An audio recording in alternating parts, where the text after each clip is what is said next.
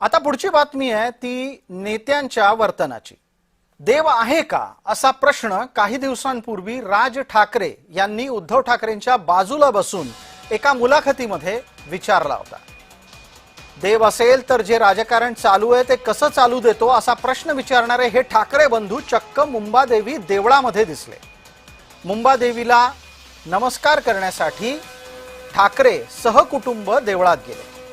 देवळामध्ये देवी समोर नतमस्तक झाले आणि तिथं त्यांनी काय मागावं तर या ठाकरेंनी मुंबईचं महापौरपद हे चक्क देवाकडे मागितलंय। याच देवावर त्यांचा काही दिवसांपूर्वी विश्वास नव्हता हे त्यांच्या वक्तव्यातून दिसलंय, पण आता मात्र महापौर पदाचं साकडं त्यांनी देवाला घातलं आहे।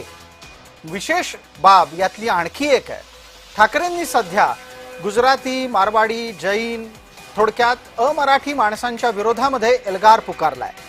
ते मुंबादेवी मंदिरात गेले, तो परिसर गुजराती बहुल आहे, तिथे अचानक त्यांचा केलेला दौराही लक्षवेधी ठरला, हेही लक्षात घ्यायला हवं।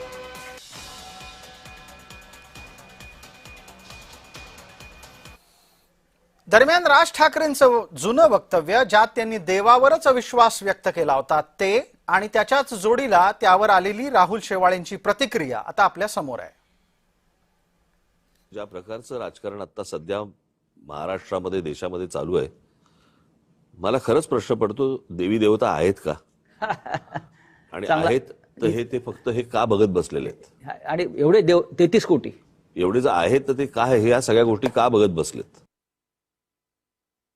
आज अचानक जर मुंबादेवीला गेले असतील तर सर्वांनाच आश्चर्य वाटेल, कारण ज्या मुंबादेवी एक मुंबईचं आराध्य दैवत आहे त्या मुंबादेवीची मंदिराची कधीच त्यांनी काळजी घेतली नाही।